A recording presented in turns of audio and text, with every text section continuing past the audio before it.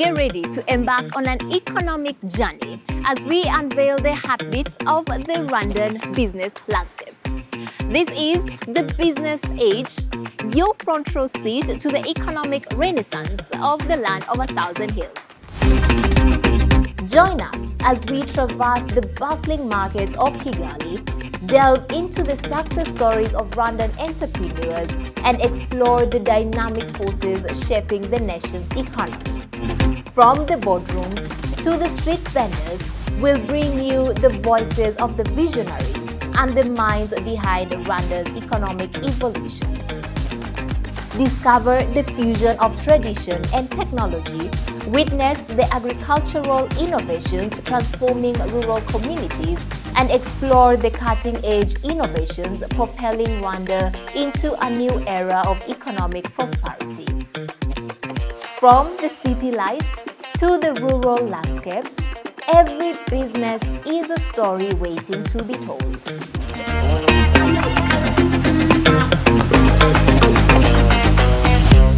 Hello there. Thank you so much for tuning in to today's episode of The Business Page. In today's edition, we're focusing on a transformative initiative that could transform the future of the African continent. We'll look at the African Continental Free Trade Area Agreement. What is it? What opportunities does it have? And what does it mean for you and I, who is not a trader, but largely how will it benefit each and every person here within the African continent? You'll be with me, Naringwa Fiona Motoni. To unpack what the AfCFTA means for African economies, we are joined by the digital trade expert at the Secretariat to elaborate more. What I'm really excited about is how the conversation have been going on, especially between the private sector. We are used to having conversations with the regulators, the governments themselves, but now we have taken the conversation to the private sector, who are the ones to benefit or to drive the implementation of this African Continental Free Trade Area. Such an ambitious project and with a huge potential to transform the development part of the continent. And I'm really excited by being here in Rwanda and taking example of what's going on in the country and how much appetite do the private sector have to drive this African Continental Free Trade Area. For someone who is hearing about the African Continental Free Trade Area for the first time, just tell us, what is it? How crucial is it for the African continent to move together as a unit? Thank you. The African Continental Free Trade Area is a project of the African Union to create a one market. So Africa has a one market from Cape to Cairo, Dar es Salaam to Dakar. It is trying to connect these regions that have been fragmented, or markets that have been fragmented into regions. Today it is free trade movement, free trade area in SADC, free trade arrangement in EAC, in ECOWAS. But what the African Continental Free Trade Area is to make sure that there is free movement of goods and services and people across the African continent, where goods will move freely without customs duties. Also, the ambition is to make sure that people can move freely, since goods and services, they move with the people. So, and it is particularly to make sure that the African businesses, the African products or African goods that are being produced by our very own people, they benefit from this preferential treatment that is being created by the African Continental Free Trade Area. Where do we stand when it comes to intra-Africa trade? How crucial even is trade in itself? So if you look at the current statistics of intra-Africa trade is still very low, between 17 and 18% currently. It boosts intra-Africa trade significantly by making sure that it lowers the non-tariff barriers, it removes customs duties on 97% of the products that are being traded across the African continent. And also to make sure that it lowers those barriers, the non-tariff barriers. We are used to paying customs duties, import duties, but if you see what is hindering the intra-Africa trade is mostly the non-tariff barriers. So what the AfCFTA tries to do is to make sure that it removes both tariffs and non-tariff barriers, and most significantly the non-tariff barriers, which are the ones that hinder the participation of the small and medium enterprises into cross-border digital trade. So there are quite a number of statistics and projections that when the African Continental Free Trade Area has been implemented, it will lift over 30 million people out of extreme poverty.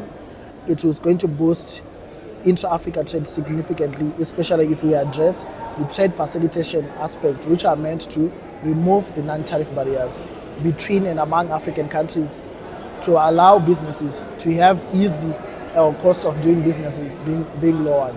The whole conversation around unifying the continent in itself has been going on for so many years. What are some of the hindrances to what is the AfCFTA Secretariat in itself putting in place in order to make it seamless?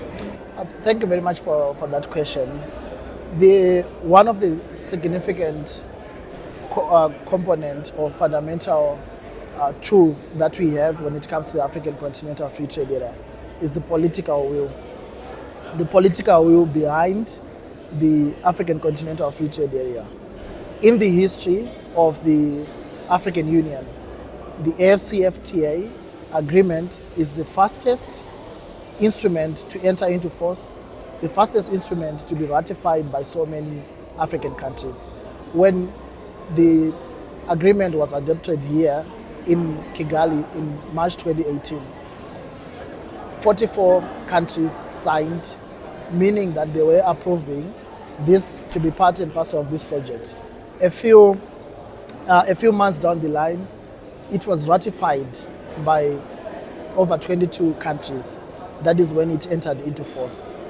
So which means there is a huge support rallying behind the African Continental Free Trade Area because of its potential and because of the benefits that it offers to the African economies and to the African businesses. In addition to that, the African Continental Free Trade Area Secretariat, through the leadership of His Excellency Wamkele Mene, is putting in place different operational tools to support the implementation of the African Continental Free Trade Area. So we have the Pan-African Payment and Settlement System that we have put in place together with AfroZimbank, where we are trying to make sure that intra-Africa trade is being done in the local currency. And what it means is it lowers the cost of doing business for the small and medium enterprises. And what is happening today is whenever you want to make payments cross-border, you have to use or to buy the third currency for you to make payments across the border. Of course, there is also an issue of costs that are associated with buying the dollar, buying a third currency for you to make payments, and also the number of days that it takes to make sure that the transaction goes through. So what the Pan-African Payment and Settlement System is trying to do is to make sure that you pay in your Rwandese franc and the receiver in Accra receives it in the local currency, which is the Ghanaian cedi. What we have also been put into place is the Adjustment Facility Fund. The Adjustment Facility Fund is meant to help countries when they lower the customs duties. We know very well that our governments rely on revenue, which comes from customs duties. But now under the AfCFTA, they will be removing customs duties. They will remove their customs duties over 97% of their products, which means there's a loss of revenue. So the Adjustment Facility Fund has been put into place to make sure that there is compensation and also to help those countries that have lost revenue as a result of tariff liberalization under the AfCFTA. We have a commitment from different partners, especially AfroZimbank has committed over $1 billion to be put in this facility, and it is based here in Rwanda, the Adjustment Facility Fund, and the modalities are quite clear in terms of how do we compensate countries. We have also put into place different instruments, for example, making sure that we have access to digitize certain processes, for example, the e-tariff book that the Secretariat has developed such that it's easy access for businesses who want to do business, who want to trade. They can easily access the certificate of origin, and all these things will take advantage of the operational tools. And maybe just to conclude on this question, I know I've said a lot, but there are quite a number of initiatives that are being put into place. There's also an online tariff barrier mechanism that has been done by the Secretariat, established by the Secretariat, where businesses can report instantly when they encounter barriers, non-tariff barriers at the border. They can report them online. And now today we have launched an application actually on your cell phone where you can report a non-tariff barrier that you have encountered, and you can report it, and it can be resolved by the respective authorities either at the regional level or at the continental level, and it is instant on your phone all the time. I mean, a lot has been done, and a lot still needs to be done, especially when you're looking at logistics in itself. So what role do logistics play in the success of the African Continental Free Trade Area? Then how much of a gap are we seeing there? How best can we address this?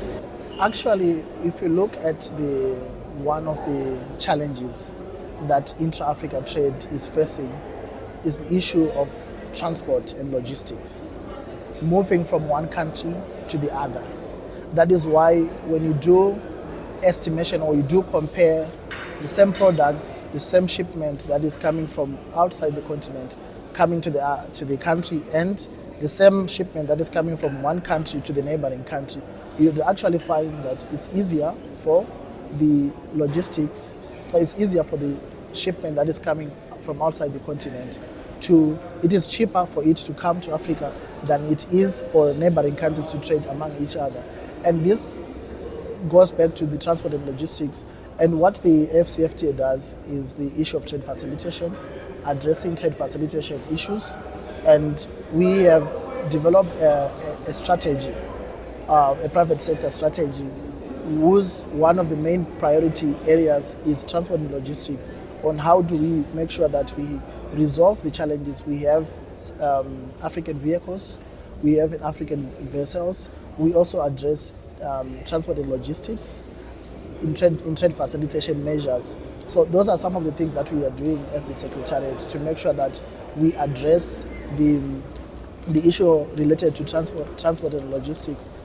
Part of what we are also doing is we are working with the AfroZim to have a transit bond guarantee that is going to be replicated from the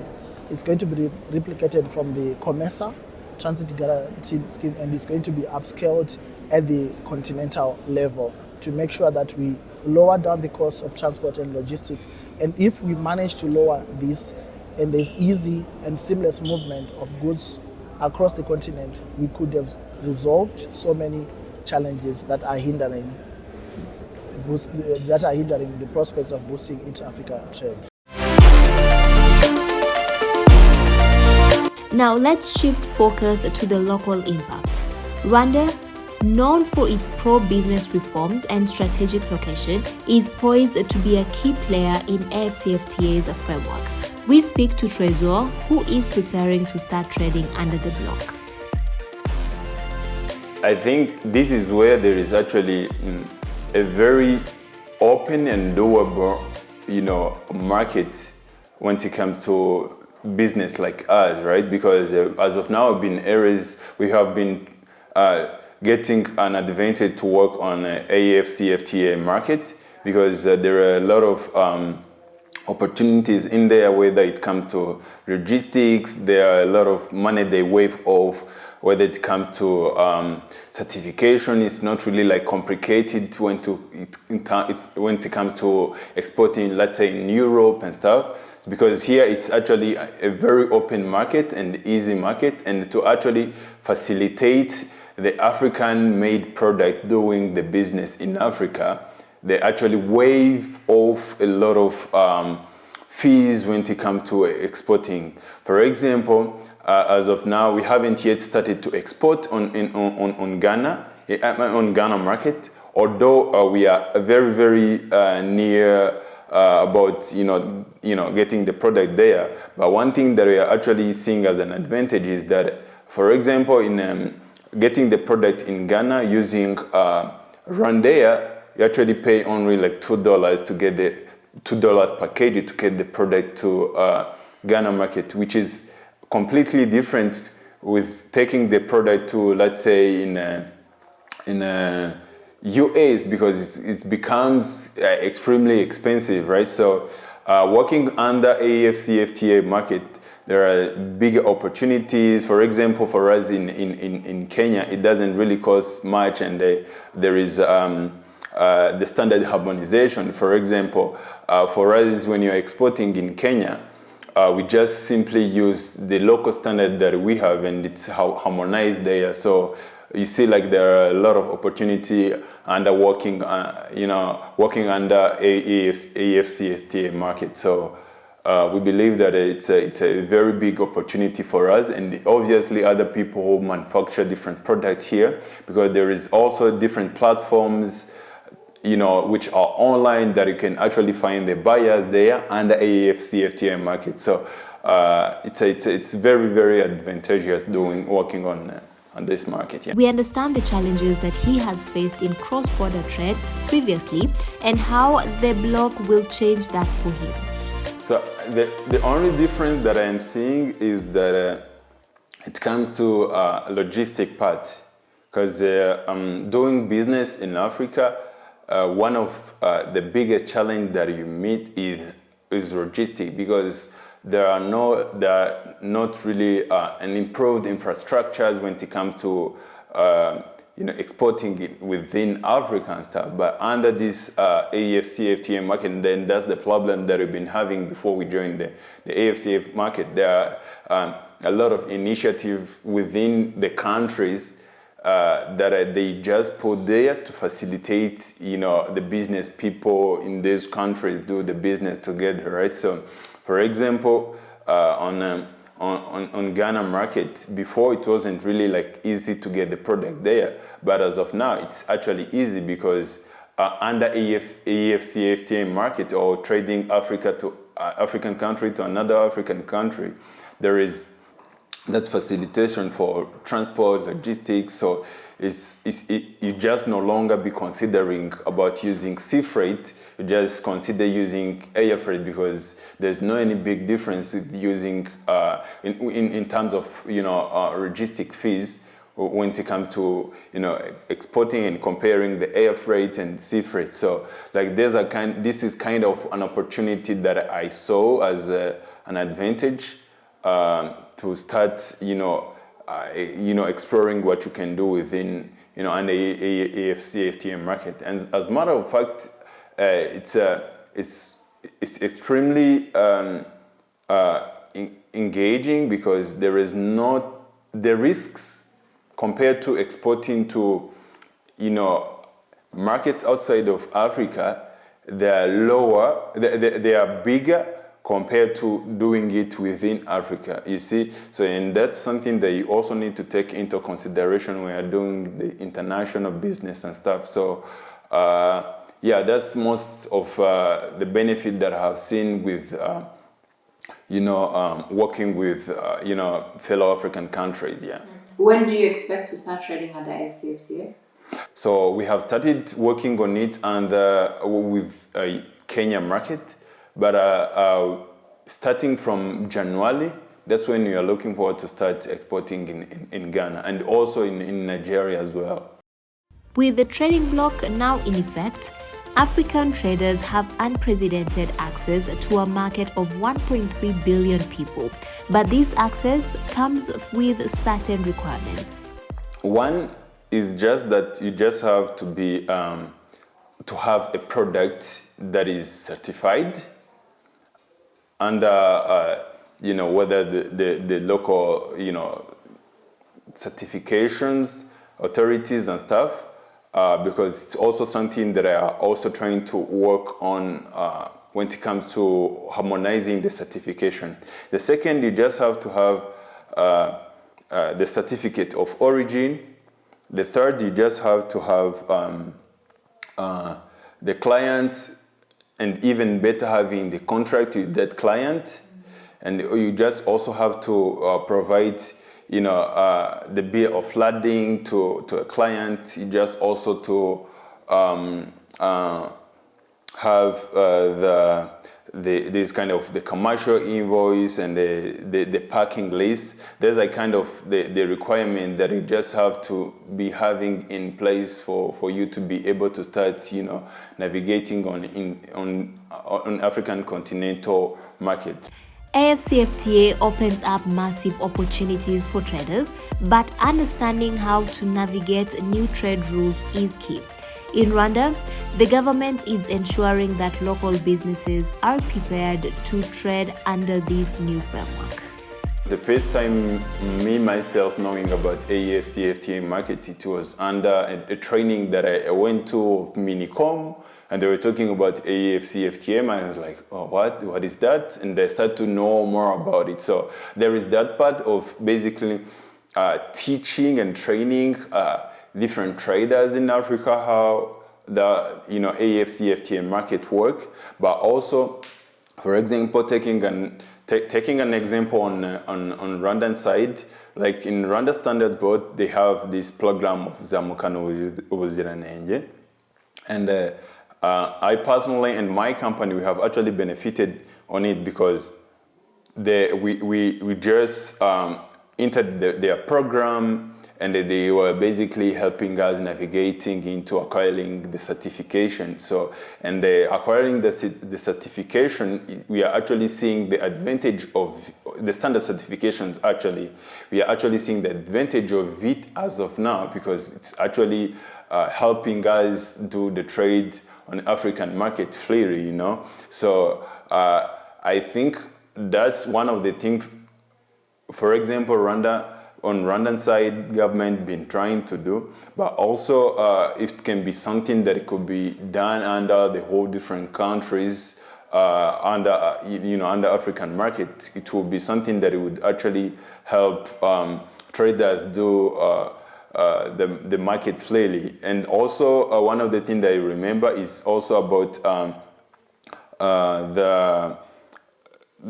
there are some online markets, some e-commerce marketplaces where you can be able to just land and define the client there, or just upload your product there, and people within different places, they can be able to just find you on this market. So, and for example, there is this company that is called Sokoku Africa. They've been doing the same thing, right? So we are there, and the clients are easily to find you on that platform under AfCFTA market. So I believe if also government trying to integrate the technology, this kind of e-commerce and stuff into AfCFTA market, it will be something that would actually help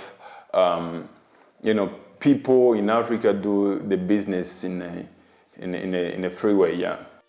As AfCFTA opens up new opportunities for trade and economic integration, several key sectors are poised to benefit immensely. I'll refer you back again to the private sector strategy that we have developed, which is focusing on 4 sectors. So it's focusing on pharmaceuticals, agribusiness, transport and logistics, and automotives. Why do we choose to focus on these 4 priority sectors? It's because of these multiple benefits that you have highlighted, and in terms of boosting intra-Africa trade, even in terms of creating decent jobs for our young people, for our women, and many other. And this helps us, of course, to lower the unemployment rate across the continent. One of the biggest concerns is whether larger economies could dominate trade under the bloc. However, the agreement includes key mechanisms to prevent this from happening. Of course, the AfCFTA, as you may know, it's uniting all the 55 member states of the African Union who are at different levels of economic development. what the AfCFTA has done, of course, in terms of making sure that it takes into account or consideration all these different levels of development. So there are two things. There is what we call the principle of variable geometry. And what this principle covers or constitutes is to allow those who are willing to move or ready to move with a particular implementation of the agreement. There's also the aspect of special and differential treatment, and in this case, if you look at the way that countries are liberalizing or removing tariffs, the period of liberalizing is different between LDCs and non-LDCs. So what we have done with the principle of special and differential treatment, or taking into account the differences of economic development among the countries, the AfCFTA, or what has been agreed in the modalities, is to make sure that the LDCs have a shorter period of time in terms of LDCs have a longer period of time in terms of removing their tariffs. For example, the immediately 90% tariff lines that are supposed to be removed, LDCs are supposed to do that over a period of 10 years. For non-LDCs, they do have only 5 years. For those sensitive products, which constitute the 7%, LDCs, they have to remove tariffs over those products over a period of 13 years. For non-LDCs, those tariff schedules, tariffs on those tariff lines should be removed over a period of 10 years. So these are the things that we have managed to do to take into account the differences in terms of readiness among the countries. And of course, I wouldn't have done justice if I did not mention the aspect of making sure that we cover digital trade and the protocol on women and youth in trade. The protocol on digital trade actually holds this immense potential to level the playing field, not only for businesses but even for economies. And for economies, because we are talking about the ease of doing business, taking advantage of the digital technology. And the moment we cover that and we make sure that everyone trades digitally, actually the statistics today tell us that over a period of between 5 to 10 years, a significant portion of trade today will be digital. And this is why in the AfCFTA we are pushing for this protocol digital trade to be implemented, to make sure that when that time comes, everyone is ready. And in addition to the implementation of the protocol on digital trade, we are focusing on the development of the digital infrastructure to allow countries or to enable countries to trade digitally. And as you know today, that most of the countries, the digital infrastructure is still not solid and is still not in a good condition to support trade. But as part of our implementation, and the priority is to make sure that we help countries to build their digital infrastructure so that they'll be able to trade digitally. Okay. And the protocol on women and youth in trade, of course, it's making sure that there is inclusivity. We propel or support the participation of women and youth in trade to take advantage of this big project of the African Continental Free Trade Area. Okay, also knowing that women, when looking at cross-border trades, they play a key role in it. We already know that it's operational. There are some countries that have already started trading under it. If you could give us the current status. Yes. As you know, that in the AfCFTA, we have launched what is called the Guided Trade Initiative. And of course, Rwanda was among the pioneers.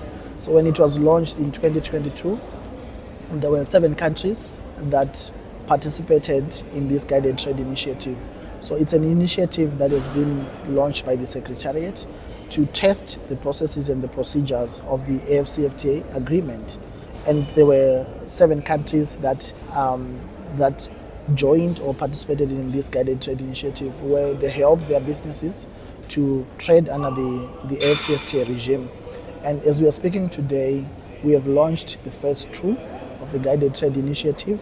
And if you were here, you had quite a number of testimonies of businesses who have benefited from this guided trade initiative. And today, in the phase 2, we have almost 40 countries, between 38 and 40 countries that are participating in this guided trade initiative.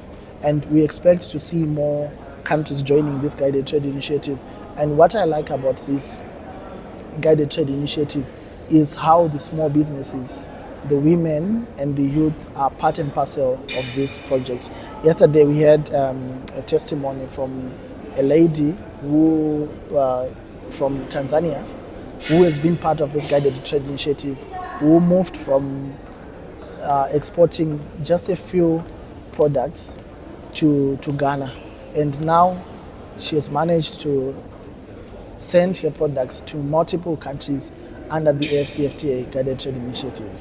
By 2030, actually 2030, I would say it's a bit far with the vision that we do have in the AfCFTA Secretariat and the measures or the initiatives that we are putting together. We are actually planning that in the next 2-3 years, there will be a full implementation of the African Continental Free Trade Area. We cannot wait until 2030 because right now you see the appetite from the businesses, you see the political will that we have, and even the support from all the stakeholders that we do have across the board. And the question that we always get is, when are we fully implementing? And hopefully within the next few months, we'll be finalizing the negotiations, the outstanding negotiations within the AfCFTA for some protocols. And once that is done, then we can have a full implementation of this agreement. And that wraps up today's episode of The Business Age. Thank you so much for tuning in. You are with me, Naringwa Fiana Muthoni.